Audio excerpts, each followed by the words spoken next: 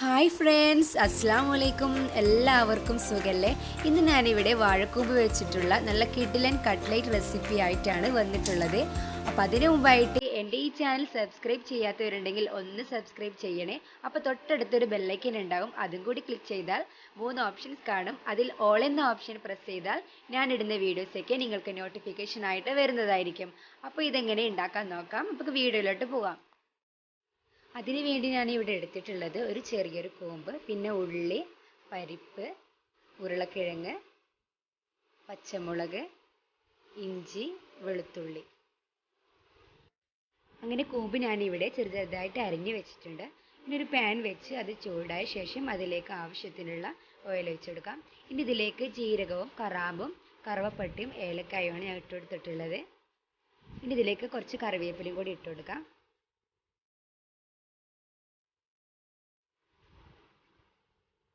ഇനി ഇതിലേക്ക് ഞാൻ ഇട്ടുകൊടുക്കുന്നത് ഉള്ളിയാണ്. ഇനി ഇതിനെ നല്ലോണം നമുക്ക് വഴറ്റിയെടുക്കാം. ഞാൻ ഇവിടെ ഒരു 4 വലിയ ഉള്ളിയാണ് എടുത്തിട്ടുള്ളത്. നമുക്ക് നല്ലോണം വഴറ്റിയെടുക്കാം.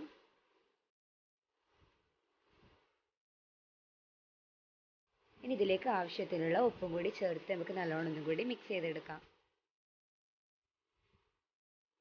ഇനി ഇതിലേക്ക് ഞാൻ ഇഞ്ചി, പച്ചമുളക്, വെളുത്തുള്ളി പേസ്റ്റും കൂടി ചേർത്ത് കൊടുക്കുന്നുണ്ട്. ഇനി ഇതൊന്നും കൂടി വഴറ്റിയെടുക്കാം. ഇനി നമ്മൾ അരിഞ്ഞു വെച്ച കൂമ്പ് കൂടി ചേർത്ത് ഇതിനെ നല്ലോണം വഴറ്റിയെടുക്കാം. ഇനി ഇതിലേക്ക് കുറച്ച് മഞ്ഞൾപ്പൊടിയും കുറച്ച് ഗരം മസാലപ്പൊടിയും കൂടി ചേർത്ത് നമുക്ക് നല്ലോണം മിക്സ് ചെയ്ത ശേഷം ഇതൊരു 1/4 മണിക്കൂർ നമുക്കൊന്നിത് വേവിച്ചെടുക്കാം.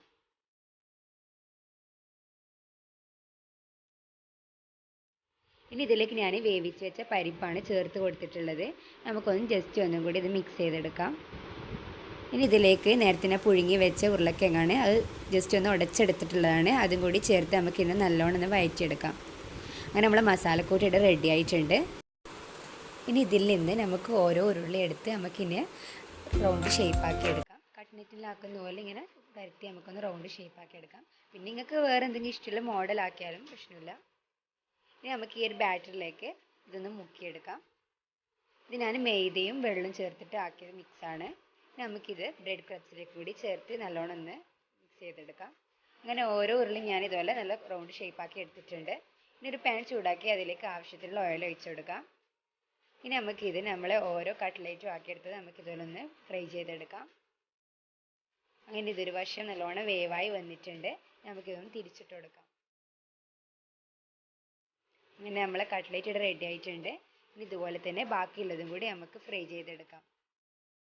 അങ്ങനെ എല്ലാം ഇവിടെ റെഡി ആയിട്ടുണ്ട്. അപ്പോൾ നമ്മൾ സൂപ്പർ ടേസ്റ്റി ആയിട്ടുള്ള നല്ല ഹെൽത്തിയുമായിട്ടുള്ള നമ്മളെ കട്ട്ലേറ്റ് ഇവിടെ റെഡി ആയിട്ടുണ്ട്. അപ്പോൾ എല്ലാവരും ഒന്ന് ട്രൈ ചെയ്ത് നോക്കണം. അപ്പോൾ എൻ്റെ ഈ വീഡിയോ ഇഷ്ടമായാൽ ലൈക്ക് ചെയ്യുക, ഷെയർ ചെയ്യുക, കമൻറ്റ് ചെയ്യുക. അപ്പോൾ വീണ്ടും വേറൊരു റെസിപ്പി ആയിട്ട് വരുന്നത് വരെ ബൈ.